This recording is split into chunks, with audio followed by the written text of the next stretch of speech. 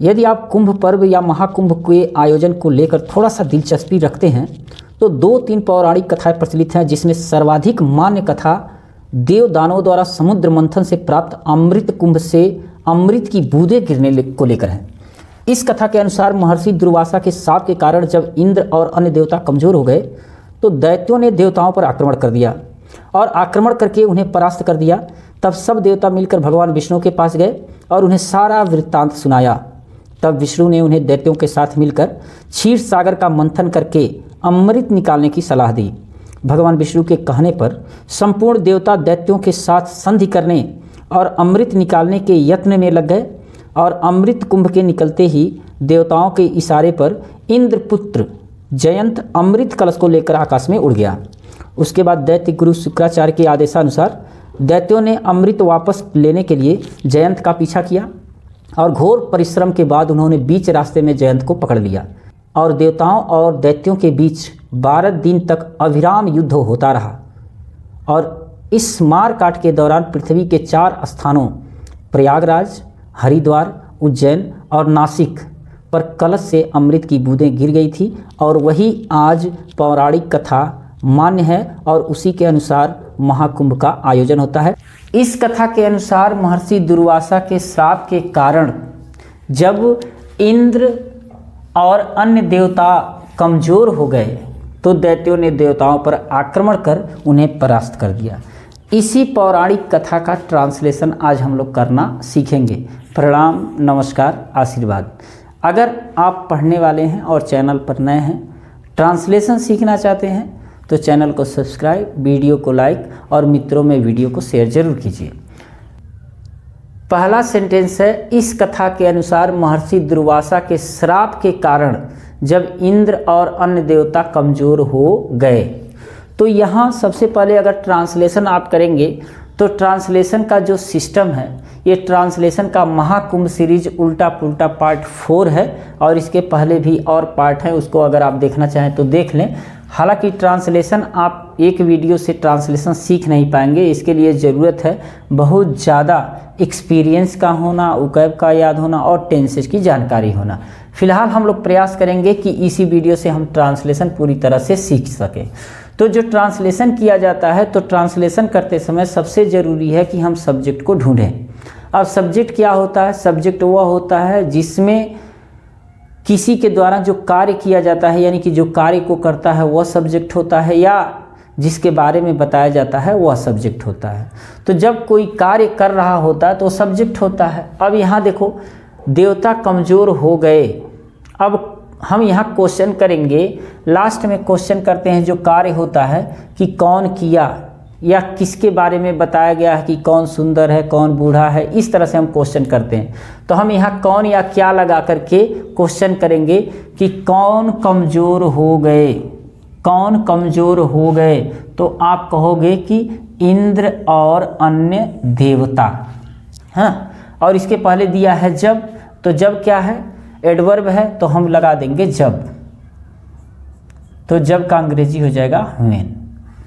जब इंद्र और अन्य देवता, यानी कि इंद्र का मतलब भगवान है, तो ये गॉड आप लिख सकते हो, गॉड इंद्र, गॉड इंद्र और अन्य देवता, एंड अन्य का मतलब हो जाएगा अदर देवता, अदर गॉड्स, है ना।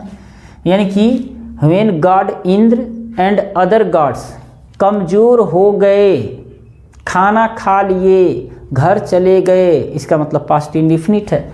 तो कमज़ोर होना, होना का मतलब होता है बिकम, तो इसको हम सेकेंड फॉर्म में लिख देंगे, पास्ट इंडिफिनिट है। जब पास्ट इंडिफिनिट रहता है तो वर्ब का केवल सेकेंड। पास्ट इंडिफिनिट का पहचान क्या है? कि वो कार्य पास्ट में हो गया होता है। जैसे उसने मुझे देखा, उसने खाना खाया, वह कमज़ोर हो गया, वह घर चला गया, तो ये पास्ट इंडिफिनिट है। और जब पास्ट इंडिफिनिट होता है तो सब्जेक्ट के साथ जो वर्ब लगाया जाता है उसका सेकेंड फॉर्म लगाया जाता है, तो बिकेम। अब ये सब्जेक्ट चाहे सिंगुलर हो चाहे प्लूरल हो, वर्ब का सेकेंड फॉर्म लगता है। तो बिकेम हो गए, अब क्या हो गए? कमज़ोर, यानी कि वीक, कमज़ोर हो गए। अब यहाँ दिया है, आप उल्टा आ जाओगे, उल्टा के कारण, के कारण का अंग्रेजी होता है काज ऑफ भी लिख सकते हो या बिकाज ऑफ भी लिख सकते हो, बिकाज ऑफ यानी कि के कारण, और के कारण का मतलब श्राप, बिकाज ऑफ कर्स, कर्स। अब महर्षि दुर्वासा के, तो ऑफ महर्षि दुर्वासा, महर्षि को आप सेंट लिख सकते हो, सेंट दुर्वासा, दुर्वासा का वही लिख दोगे दुर्वासा। और इस कथा के अनुसार आप अकॉर्डिंग टू यहाँ भी लिख सकते हो, और चाहो तो अकॉर्डिंग टू आप पहले लिख सकते हो, अकॉर्डिंग टू दिस, कथा का मतलब हो जाएगा story, according to this story. तो फिर से आप लोग इसको देख लीजिए, when god Indra and other gods became weak because of cause of saint Durvasa according to this story. तो इसमें जो अकॉर्डिंग टू दिस स्टोरी है आप कहीं भी देखोगे तो इसको सबसे पहले यूज किया जाता है ना।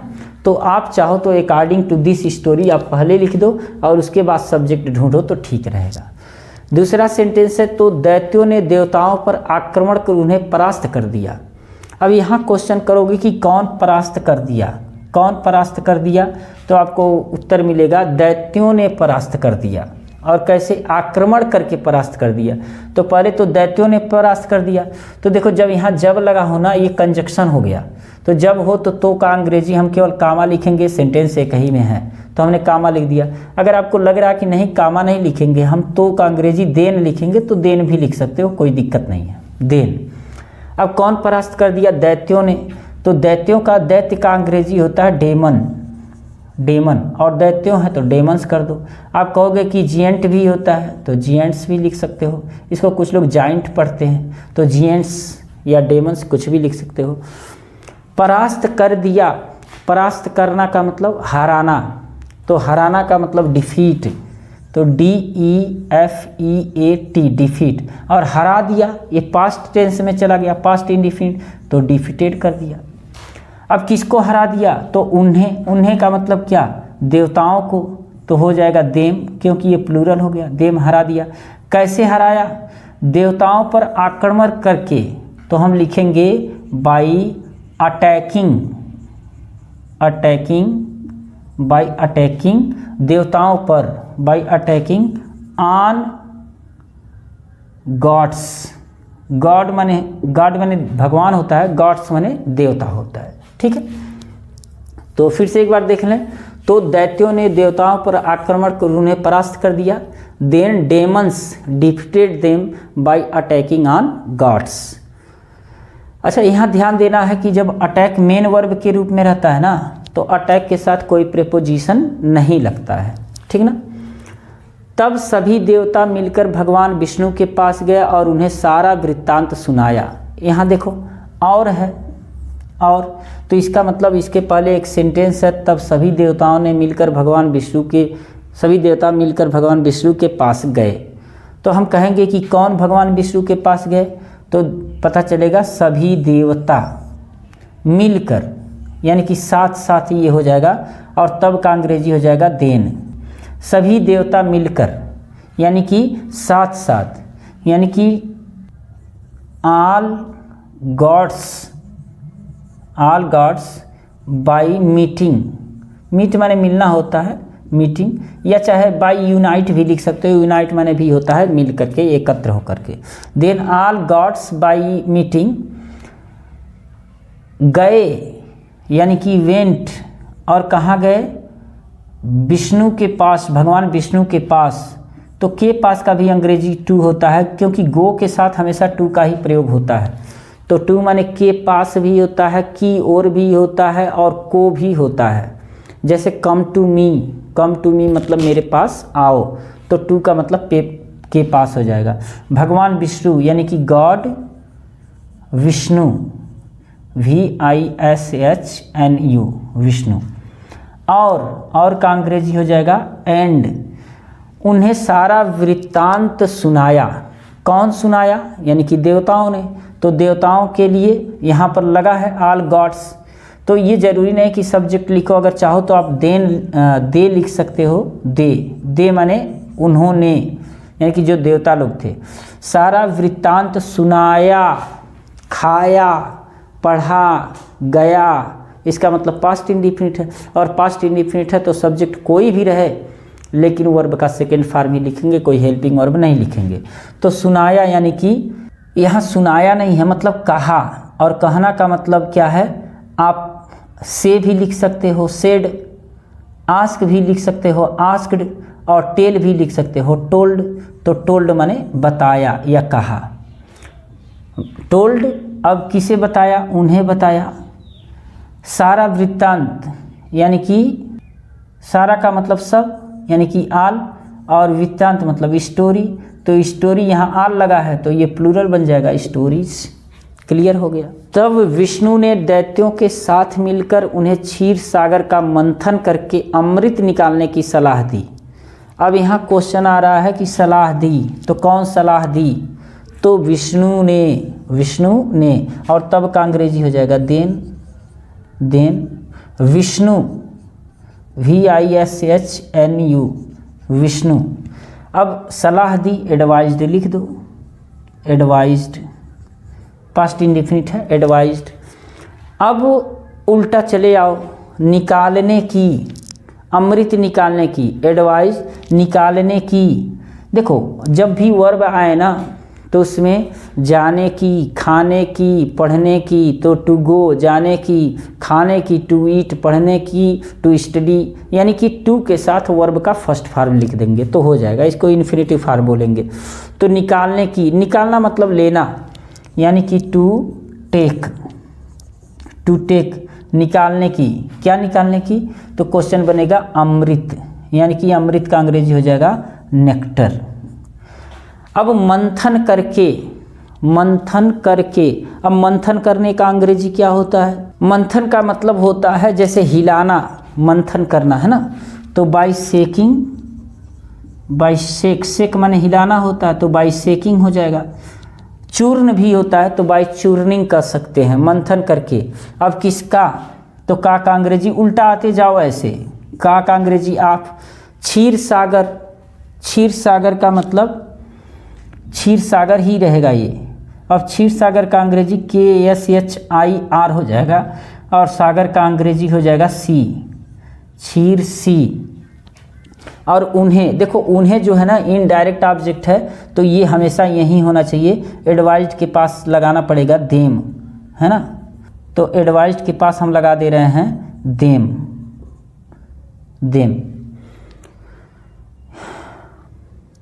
क्षीर सागर। और एक साथ मिलकर तो हो जाएगा टुगेदर,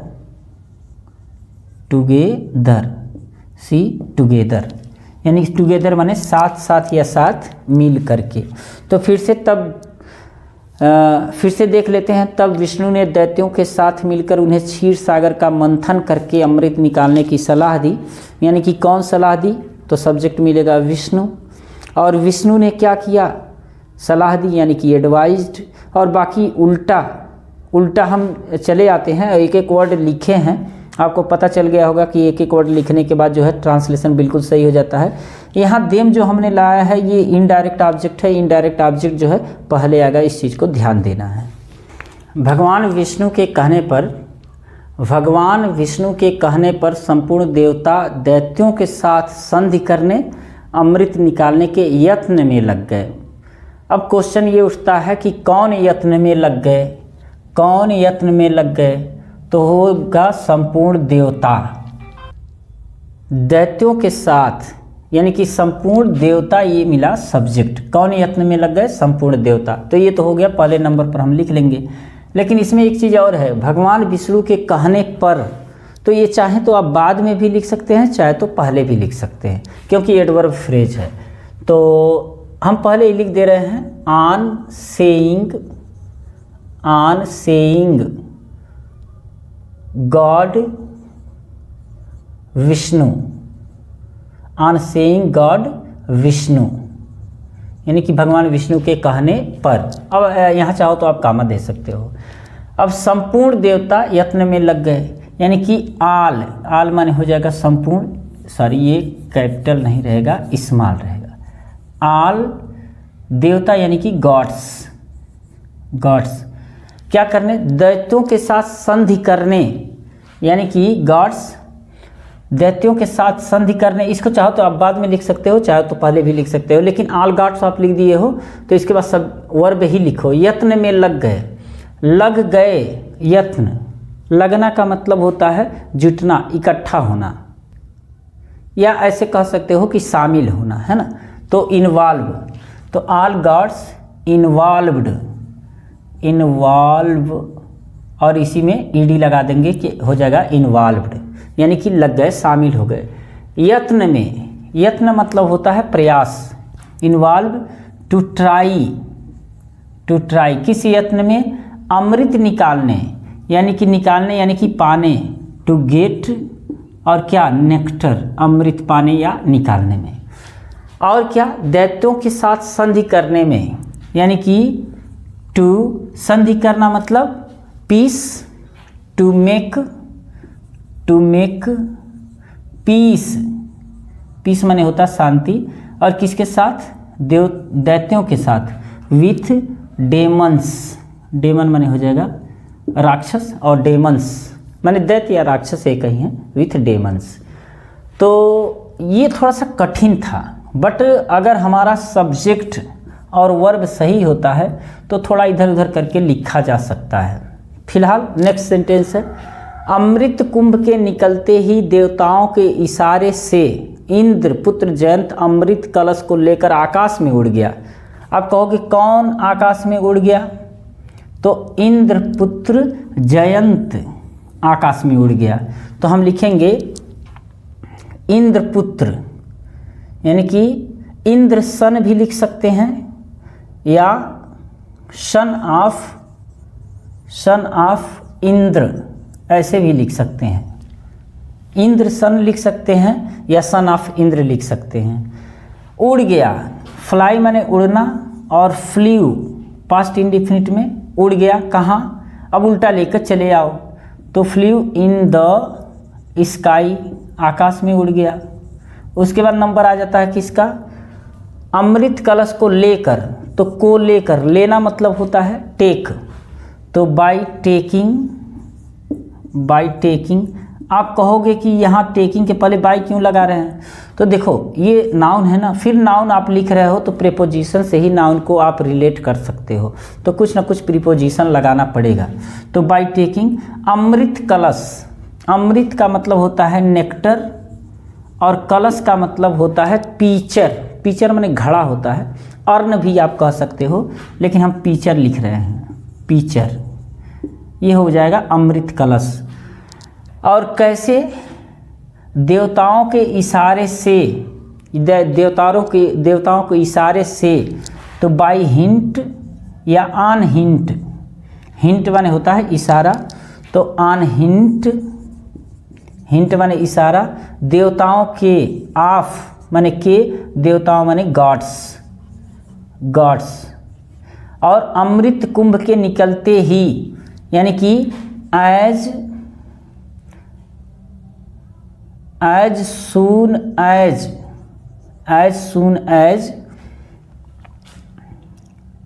द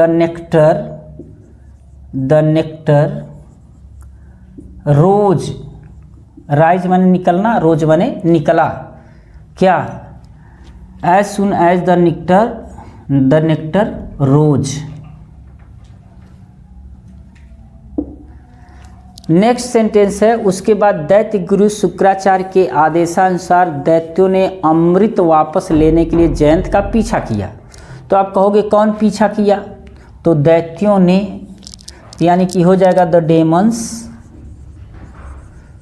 डेमन्स, और पीछा किया, पीछा करना का मतलब होता है फॉलो, अनुसरण करना, पीछे लगना, या परसू माने होता है पीछा करना। तो परसू अगर हम लिखेंगे तो ऐड कर देंगे, परसुएड, पीछा किया।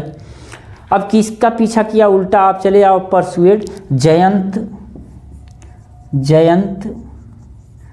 का पीछा किया, किसके लिए, अमृत वापस लेने के लिए, यानी कि to take back, take back माने वापस लेना, क्या वापस लेने के लिए, अमृत, अमृत यानी कि नेक्टर, नेक्टर उल्टा आते जाओ, अब बनता जाएगा। अब शुक्राचार्य के आदेशानुसार यानी कि in order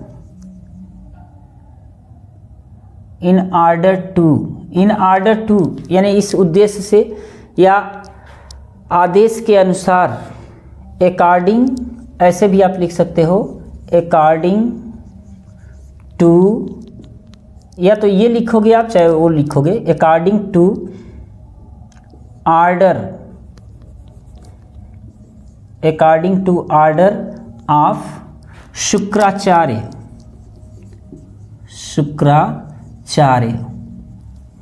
Shukracharya after it, इसके बाद तो हो जाएगा आफ्टर इट,